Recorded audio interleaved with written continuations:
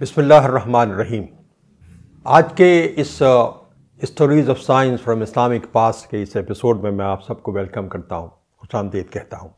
یہ at the out set میں یہ بتانا چاہتا ہوں کہ یہ جو رینیساں مغرب میں ہوا اور پوسٹ رینیساں کا جو پیریڈ ہے، اس میں سب سے زیادہ متاثر یہ جو مغربی اقوام ہیں جن لوگوں سے ہوئیں، ان میں ابن رشد اور ابن سینا ٹاپ رینکنگ ہے۔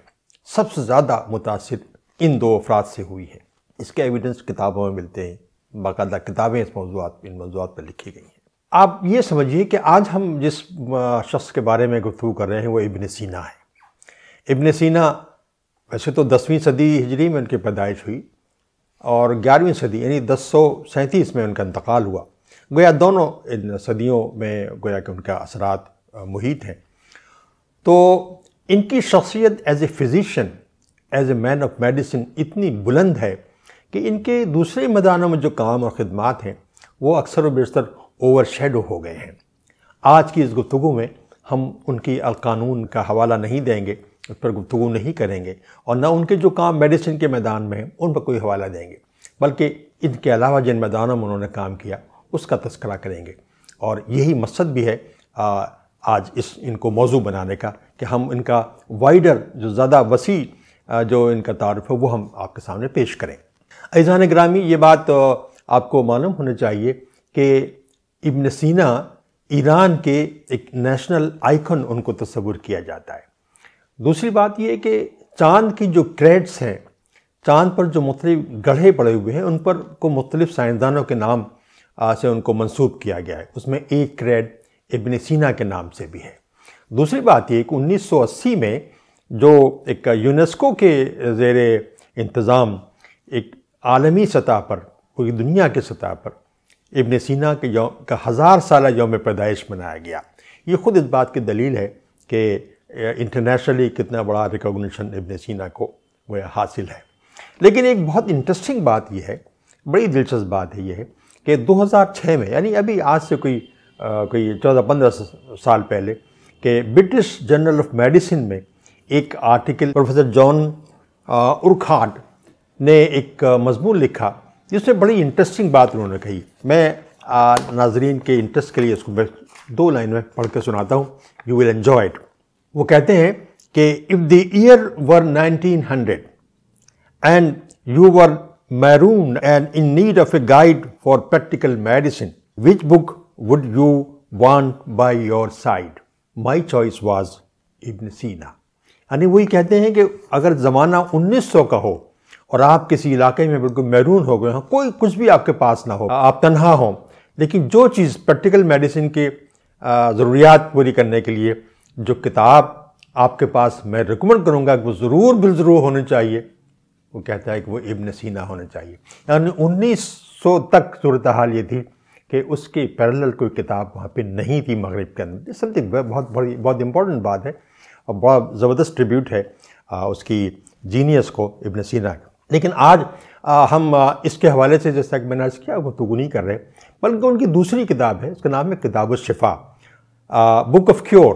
اس کا ہم اس کے حوالے سے ایک بات کریں گے۔ یہ کتاب بنیادی طور پر سائنس کی کتاب ہے، تو اس میں 9 جو اس کی جلدیں ہیں وہ منطق یعنی لاجک سے متعلق ہیں، اور 8 جلدوں میں پیور سائنس بیان کی گئی ہے۔ اس کے حوالے سے ان کی پوری تصنیف ہے۔ تو اس میں اس کتاب کے اندر انہوں نے ایک جب سائیکالوجی کا جو سیکشن ہے اس میں انہوں نے ایک تھاٹ ایکسپیریمنٹ کا تذکرہ کیا ہے، اور وہ تھاٹ ایکسپیریمنٹ کچھ اس طرح کا ہے کہ وہ کہتے ہیں کہ اگر کوئی ایسا انسان ممکن ہو، اگر ایسا انسان پیدا ہو جس کی نہ تو ٹانگیں ہوں، نہ اس کے ہاتھ ہوں، اور نہ وہ دیکھتا ہو، اور اس سے پوچھا جائے کہ وہ کون ہے تو اپنے بارے میں کیا کہے گا؟ وہ ظاہر ہے کہ اپنے انسان ہونے کی بات کہے گا، وہ ایسی کچھ کہے گا جس سے معلوم ہوگا کہ کوئی ایک آدمی ہے، وہ ایک انسان ہے۔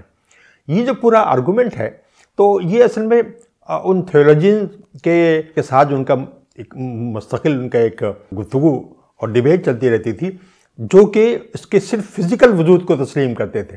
ان کے خلاف ایک آرگومنٹ انہوں نے یہ ڈیولپ کیا تھا، یہ تھاٹ ایکسپیریمنٹ کے حوالے سے انہوں نے بات کہی تھی۔ یعنی انسان بنیادی طور پر ایک ایسا وجود ہے جو کہ سوچتا ہے، غور و خوض کرتا ہے، فزیکل وجود بجا، لیکن اس کے ساتھ ساتھ اس کا ایک مینٹل وجود بھی ہے۔ آپ ذرا غور کیجئے، یہ بات ابن سینا نے 11ویں صدی میں کہی، 16ویں صدی میں آ کر یورپ میں یہ ڈیکارٹ نے یہ بات کہی۔ ڈیکارٹ ایک مشہور فلسفر ہے، ہم سب جانتے ہیں۔ ان کا مشہور جملہ ہے کوگیٹو ارگو سم، یعنی I think therefore I exist, I think therefore I am, یہ مشہور جملہ ہے ان کا۔ یعنی اصل بات، اصل انسان کا اصل وجود جو ہے وہ اس کے تھنکنگ کی بنا پر ہے، not simply because of his physical existence. تو آپ دیکھیے، ایک بات جو 600 سال قبل ابن سینا نے ایک تھاٹ ایکسپیریمنٹ کی حیثیت میں بیان کی تھی، اس کی بنیاد پر ایک پورا فلسفہ ڈیکارٹ نے ڈیولپ کیا 16ویں اور 17ویں صدی میں جا کے۔ ابن سینا کی اہمیت کا اندازہ اس بات سے بھی ہوتا ہے کہ جن مفکرین نے ان کو کچھ ایراز میں ڈیوائڈ کیا ہے، وہ کہتے ہیں کہ ایک ایرا، ایک زمانہ وہ ہے جس کو ہم کہیں گے پری ابن سینا ایرا، ایک زمانہ وہ ہے جو کہ پوسٹ ابن سینا ہے، یعنی ابن سینا ایک موسٹ سینٹرل فگر ہے جس کی بنیاد پر اس سے پہلے اور اس کے بعد اس طرح سے زمانوں کو، یعنی فکری زمانہ جو ہے، تھاٹ اور سائنس کا زمانہ جو ہے، اس میں انہوں نے اس کو ڈیوائڈ کیا ہے۔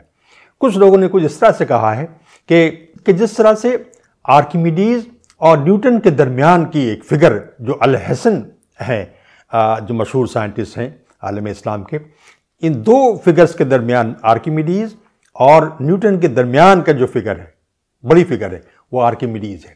اسی طرح سے ارسطو اور ڈیکارٹ کے بیچ کی جو درمیان کی جو فگر ہے وہ ابن سینا ہے۔ بڑی بہت امپورٹنٹ و سگنیفیکنٹ ٹریبیوٹ ہے یہ ابن سینا کے لیے۔ اب میں آپ کو بتانا چاہتا ہوں کہ کچھ باتیں ایسی جو کہ اس اندازہ آپ کر سکیں گے کہ سائنس کے بارے میں، یعنی سائنٹیفک تھنکنگ اس زمانے میں کس طرح ڈیولپ ہو رہی تھی۔ یہ میں آپ کو بتاتا چلوں کہ ابن سینا اور البرونی جو کہ کنٹمپریری ہیں اور دونوں بڑے زبردست سائنٹسٹ ہیں۔ البرونی کے بارے میں پہلے عرض کر چکا ہوں کہ ایک لیکچر دے چکا ہوں میں، بہت زبردست سائنسز تھا۔ تو البرونی اور ابن سینا کے درمیان ایک خط و کتابت ہوئی، ایک ڈائلاگ ہوا، کچھ سوالات تھے جن کی وضاحت البرونی نے ابن سینا سے چاہی تھی۔ اس میں چار باتوں کا میں حوالہ دینا چاہتا ہوں، 4 کوسچنز کا حوالہ دینا چاہتا ہوں۔ اس سے اندازہ ہوگا کہ اس زمانے کا جو، اس کے دور کا جو سائنٹیفک ٹیمپرامنٹ تھا، اس کی نوعیت کس طرح کی تھی۔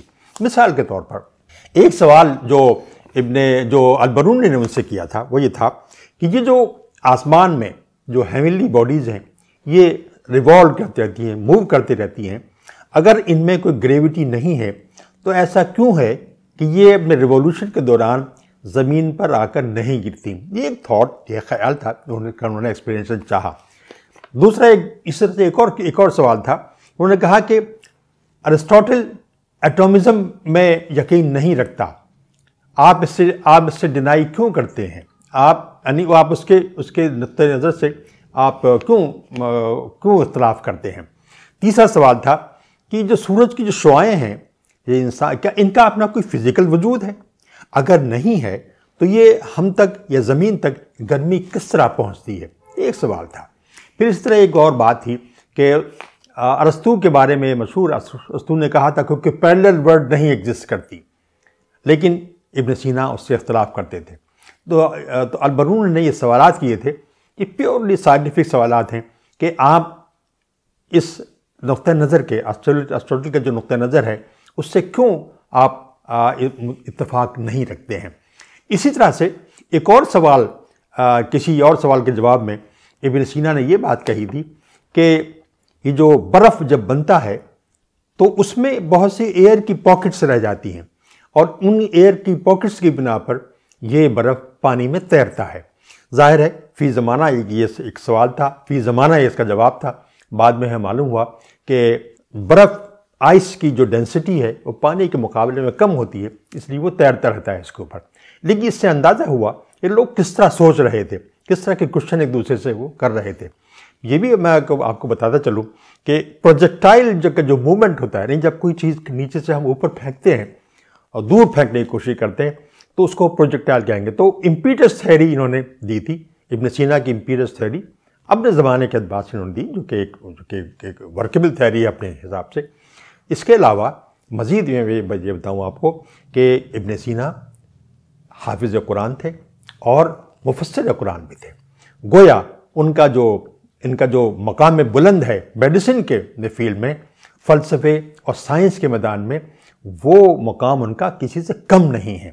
بہت امپورٹنٹ آدمی مانے جاتے ہیں اور اپنے وقت کے یعنی جنہوں نے پورے دنیا کو متاثر کیا ہے، یہ ان لوگوں میں سے ایک ہیں. اللہ ان کے مقام کو اپنی زندگی میں وہاں پر جو ہے اللہ کے یہاں ان کی مقام بلند ان کو حاصل ہو، اور ان کی جو پازیٹیو اثرات ہیں دنیا میں اور کو وسعت ملے.